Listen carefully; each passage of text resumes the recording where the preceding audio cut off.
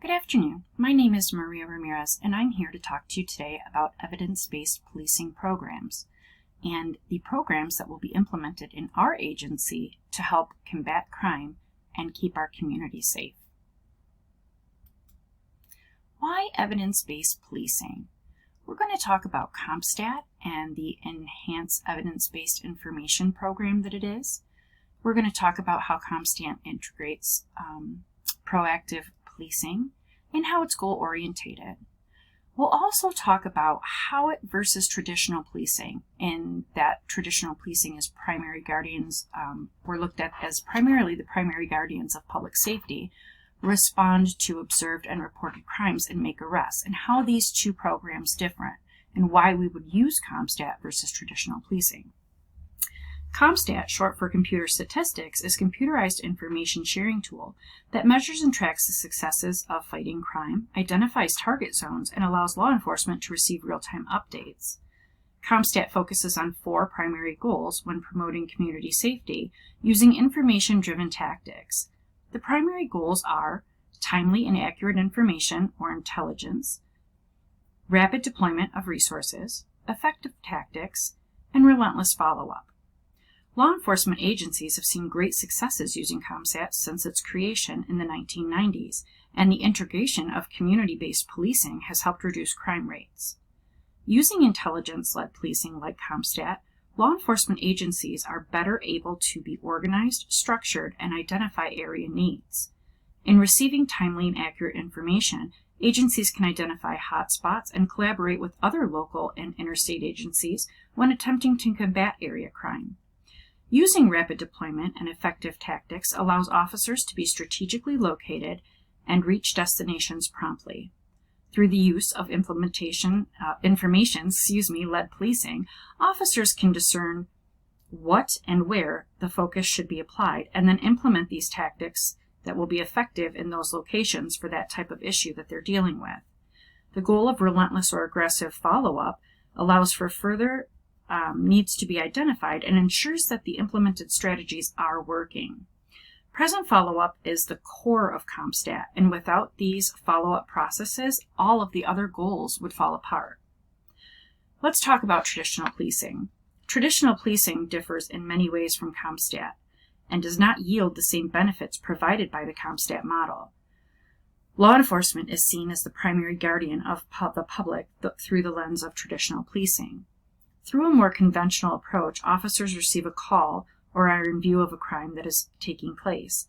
The initial response is to respond, investigate, and possibly arrest offenders who break the law. Crime prevention is not the focus of traditional policing, but rather it is a form of policing that looks to stop crime and arrest criminals. What is commonly seen in traditional form of policing is randomized patrol, generalized investigation, and an expansion in uniformed officers. While these techniques have held on for an extended period, they are not the most effective form of policing. Often through this form of policing, there is a potential for increased budget overages, lack of concentrated focus, yielding no discernible reduction in crime, and information gathered at the scene versus information sharing platform like CompStat. We're going to talk about predictive patrolling now and how some of the benefits are crime prevention, informed decision-making, potential for fairer policing, and early warning signs of misconduct patterns. And some of the drawbacks that come with predictive patrolling, which are privacy concerns, lack of accuracy, discrimination, and accountability.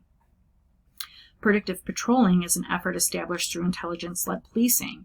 Through gathering and analyzing large amounts of data, law enforcement can identify target zones and hotspots and then decide where to deploy officers.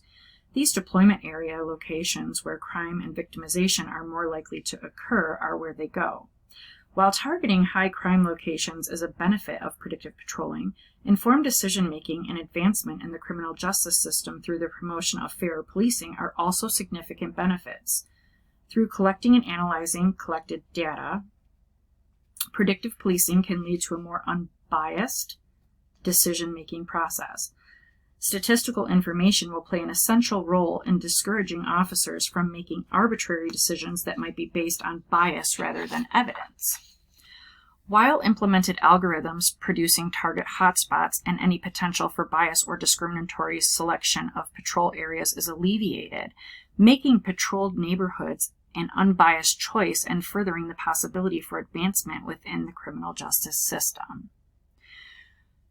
While there are many benefits to predictive controlling, a few of the drawbacks have been identified.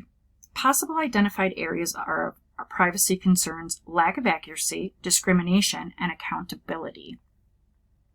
Predictive policing is based on the system arrest information and social media.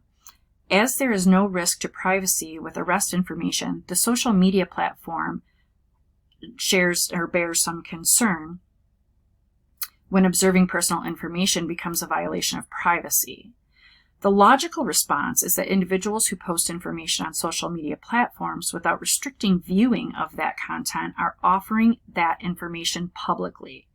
Concerning the lack of accuracy, there is always a chance that data entered in the database could be inaccurate due to human error. However, not all of the information input is incorrect. One can feel confident that the algorithms plugged into the system are not yielding results based on 1 or 5, but thousands. Information inputted is not so skewed that it would retrieve inaccuracies.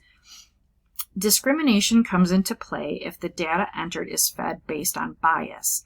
Now, unfortunately, in the criminal justice system, information that has been gathered for many years may demonstrate some bias.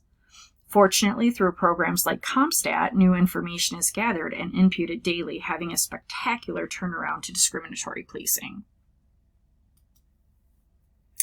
Addressing the challenges of crime displacement. Crime moves into neighboring areas. Crime moves to more scheduled areas within, or lack of definitive answer to displacement and diffusion throughout statistical information. These are some of the things and some of the questions and concerns people have when they talk about crime displacement. But benefits of reducing crime and crime displacement would be reduction in area crime that is currently being controlled and bringing a community awareness. Drawbacks would be, of course, that crime relocates and that offenders may become aware.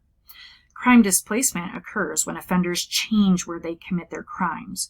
Crime displacement is theorized to happen when police effectively cease criminal activity in one area, but the crime relocates and offenders participate in criminal activity in other areas. The theory suggests removing the opportunity for crime or seeking to prevent a crime by changing the situation in which it occurs does not actually prevent the crime, but moves it around. In truth, many studies have found that crime is not displaced at all, or if it is, that the displacement is minimal. Should displacement occur, any dispersion could always bear the potential for harm, but the community benefits far outweigh potential negatives. At the same time, there are no statistical backings to crime displacement theory, and crime initiatives have the potential to produce much safer communities. Through crime reduction, more collaborative opportunities present themselves.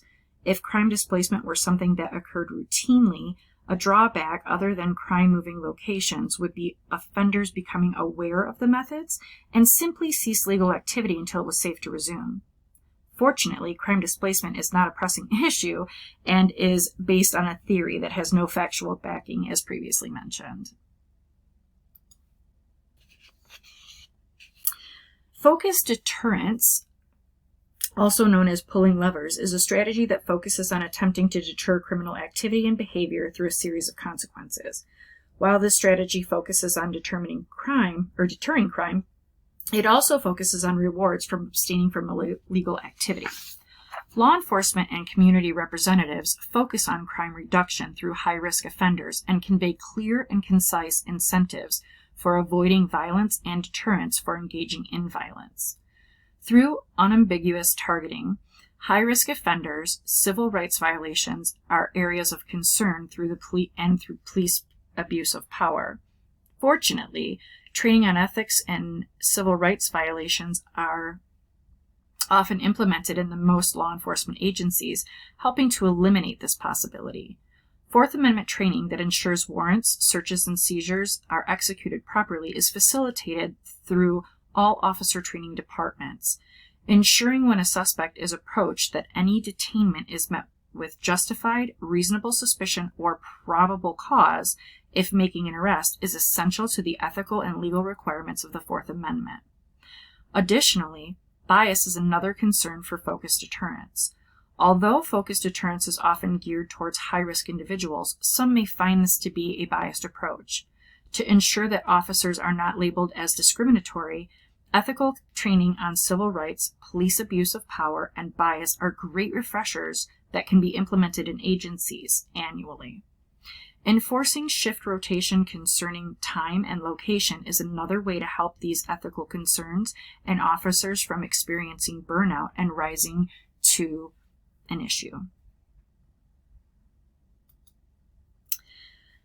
In closing, to wrap up our evidence-based policing business process, we see here that data is collected and it is analyzed, and then we have police operations and the criminal response. Evidence-based policing will involve CompStat, predictive patrolling, and focused deterrence. Many financial structures and ethical benefits are gained through implementing evidence-based practices and programs like CompStat, predictive patrolling, and focused deterrence. The evidence clearly shows that crime is reduced through scientific research and evidence-based practices. When area crime rates are lowered, communities become safer. Officers have more direction and organization in combating crime and can create and implement effective tactics to help maintain low crime rates. There will be an initial startup cost associated with implementing CompStat in our agency, yet understanding where efforts need to be concentrated keeps law enforcement one step ahead of crime through taking all necessary measures to deploy effective tactics through rapid responses and follow-up. The CompStat program and the effective evidence-based predictive patrolling and focused deterrence practices will be fully integrated into this agency within 6 months. This administration aims to see a 10% overall reduction in area crime within 1 year using these practices. This goal may appear aggressive, but it accurately assesses the time needed for improvement through evidence-based practices.